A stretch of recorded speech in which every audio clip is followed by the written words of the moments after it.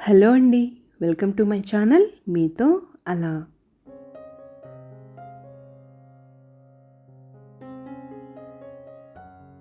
ఈ సీజన్‌లో అసలు తెల్లవారుజామున భలే ఉంటుందండి. చల్లగా అలా గాలి వస్తూ ఉంటుంది. అప్పుడప్పుడే తెల్లవారుతూ ఉంటుంది. భలే బావుంటుందండి. చూడటానికైతే చాలా అందంగా ఉంటుంది. ఇలాంటివన్నీ చూస్తే మనసుకు కూడా చాలా ఆనందంగా అనిపిస్తుందండి. ఇక ధనుర్మాసం అయితే ప్రారంభమైపోయిందండి. ఇదైతే ఈ డిసెంబర్ 16వ తేదీ నుంచి జనవరి 13 వరకు ఉంటుందన్నమాట. ఈ నెల రోజులు విష్ణువుని ఆరాధిస్తే చాలా మంచిదండి. అలానే ప్రతిరోజు ఇంటి ముందు చక్కగా ముగ్గులు వేసుకుంటూ ఉంటారు. ఈ ధనుర్మాసంలో ప్రతి ఇంటి ముందు కూడా చక్కటి ముగ్గులైతే మనకు కనిపిస్తూ ఉంటాయండి. నాకైతే ఉదయాన్నే లేచి ఇంటి ముందు ముగ్గు వేయడం అలవాటన్నమాట. ఇక ఇలా అమ్మ అప్పుడప్పుడు నాకైతే ముగ్గులు వేస్తూ ఉంటుంది.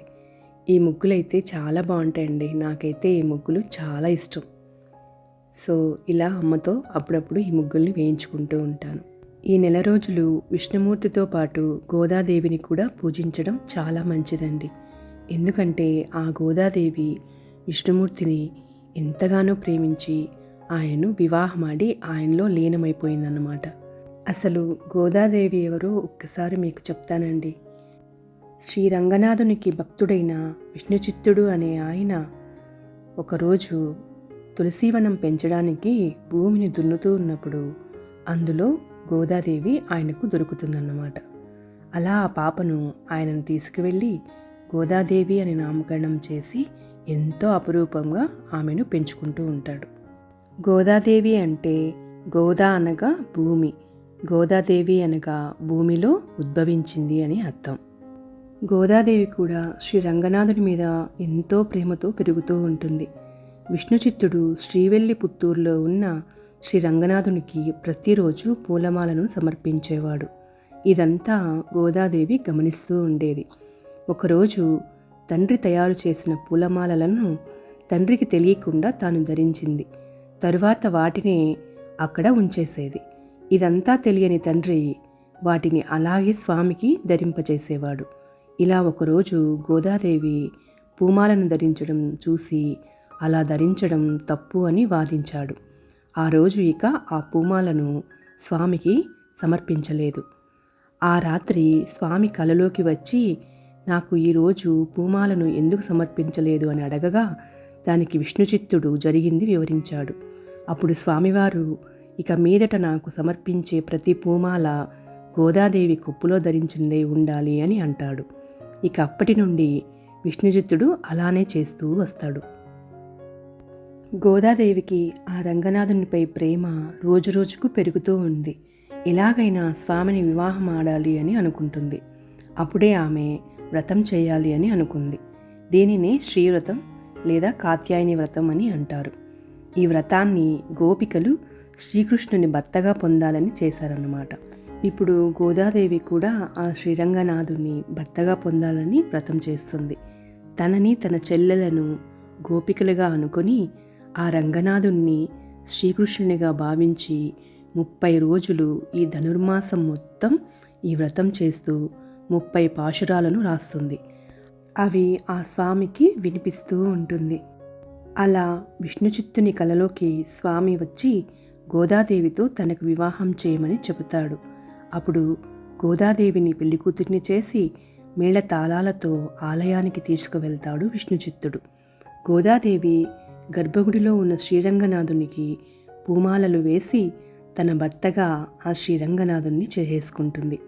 అలా గోదాదేవి అందరూ చూస్తుండగానే అగ్నిగా మారి ఆ శ్రీరంగనాథునిలో లీనమైపోతుంది. ఇంతటి మహిళామూర్తి కనుకే గోదాదేవి ఆండాల్ చరిత్రలో మిగిలిపోయింది. నిర్మలమైన భక్తితో భగవంతుణ్ణి సేవించి అర్చించి భగవంతుణ్ణి వివాహమాడి ఆయనలో ఐక్యమైన మహాభక్తురాలు గోదాదేవి. గోదాదేవి సాక్షాత్తు లక్ష్మీ స్వరూపం కనుకనే ఆ రంగనాథునిలో అలా లీనమైపోయింది. నిర్మలమైన భక్తితో దైవాన్ని ఆరాధిస్తే ఏదైనా జరుగుతుంది అని మనకిది తెలియజేస్తుందండి. నేనైతే ఇలా మన మొక్కల్లో ఉన్న పువ్వులన్నింటినీ చక్కగా అలంకరించుకుని దీపారాధన అనేది చేసుకున్నానండి.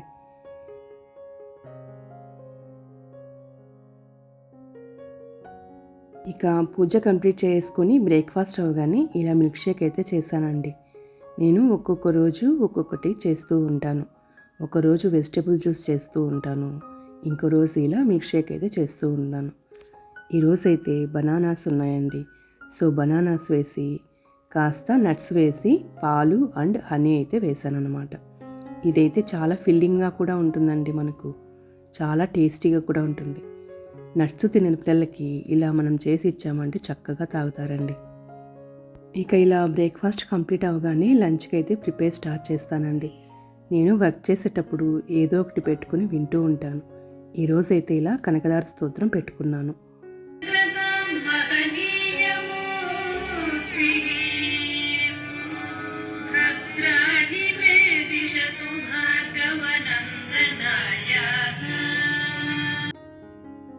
మనం ఇలా కిచెన్లో వర్క్ చేస్తున్నప్పుడు మన వర్క్ అనేది మనకు బోర్ కొట్టకుండా ఉండాలంటే ఏదైనా చక్కటి పాటలు కానీ ఇలా శ్లోకాలు కానీ పెట్టుకొని వింటూ ఉండండి. అప్పుడు మన పని అనేది మనకు స్ట్రెస్గా ఉండదన్నమాట.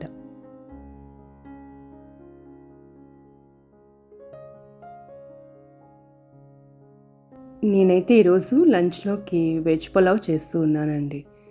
సో ఇలా ముందుగా ఉల్లిపాయల్ని పచ్చిమిర్చిని ముక్కలుగా కట్ చేసి పెట్టుకుంటున్నాను. ఇందులోకి మనం వెజిటేబుల్స్ ఏవైనా మనం యూస్ చేసుకోవచ్చండి.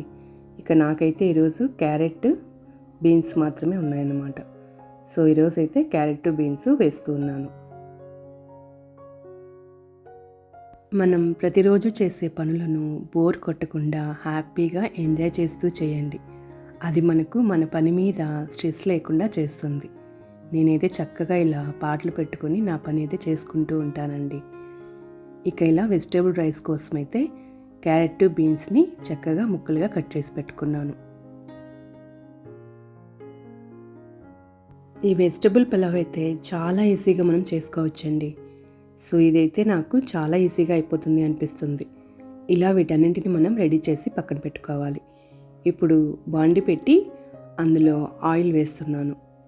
ఇప్పుడు ఆయిల్ వేడిన తర్వాత ఇందులోకి మన స్పైసెస్ అన్నింటినీ యాడ్ చేసుకోవాలి.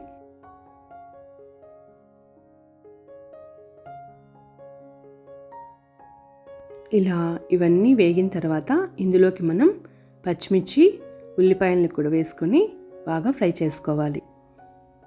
ఇదంతా మనం సిమ్లో పెట్టుకుని ఫ్రై చేసుకుంటే ఉల్లిపాయలు అనేటివి చక్కగా మగ్గుతాయండి. ఇందులో మనం కావాలంటే కాజును కూడా యాడ్ చేసుకోవచ్చు. ఇప్పుడు ఇందులోకి కాస్త నెయ్యిని కూడా యాడ్ చేసుకుంటున్నానండి. ఇందులోకి నెయ్యి ఎక్కువగా అయితే వేయాల్సిన అవసరం లేదండి. సో నేనైతే 1 స్పూన్ నెయ్యి అయితే వేస్తున్నాను.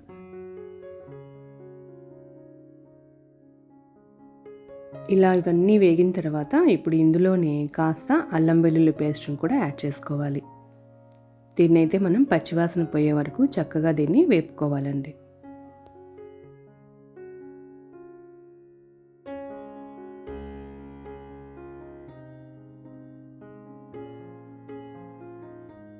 ఇలా మనకు అల్లం వెల్లుల్లి పేస్ట్ అన్నీ బాగా వేగిన తర్వాత ఇప్పుడు ఇందులోకి మనం కట్ చేసి పెట్టుకున్న వెజిటేబుల్స్ అన్నింటినీ యాడ్ చేయాలి.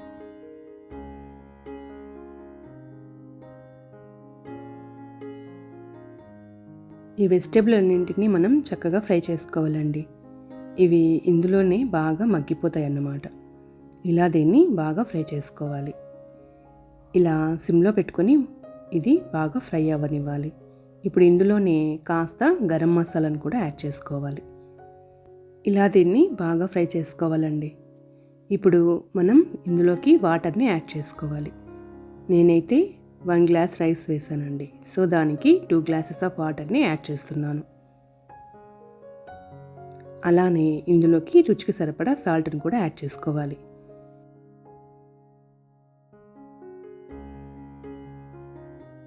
ఇప్పుడు ఇందులోకి తరిగిన కొత్తిమీర పుదీనాను కూడా యాడ్ చేసుకొని రైస్ని యాడ్ చేసుకున్నామంటే సరిపోతుందండి. ఇప్పుడు రైస్ యాడ్ చేసిన తర్వాత సాల్ట్ని కూడా ఒక్కసారి చెక్ చేసుకోండి. దీన్ని ఒక 10 మినిట్స్ అలా వదిలేసామంటే ఇలా వెజిటేబుల్ పులావ్ రెడీ అయిపోతుందండి. ఇదైతే చాలా ఈజీగా అయిపోతుందండి. చాలా టేస్టీగా కూడా ఉంటుంది. పిల్లలకైతే లంచ్ బాక్స్కి కూడా మనం దీన్ని రెడీ చేసుకోవచ్చండి. ఇంట్లో మనం ఎలాంటి వెజిటబుల్స్ ఉన్నా ఇందులోకి మనం చక్కగా యాడ్ చేసుకోవచ్చండి. వెజిటబుల్ తినని పిల్లలు కూడా దీన్ని చక్కగా తింటారు.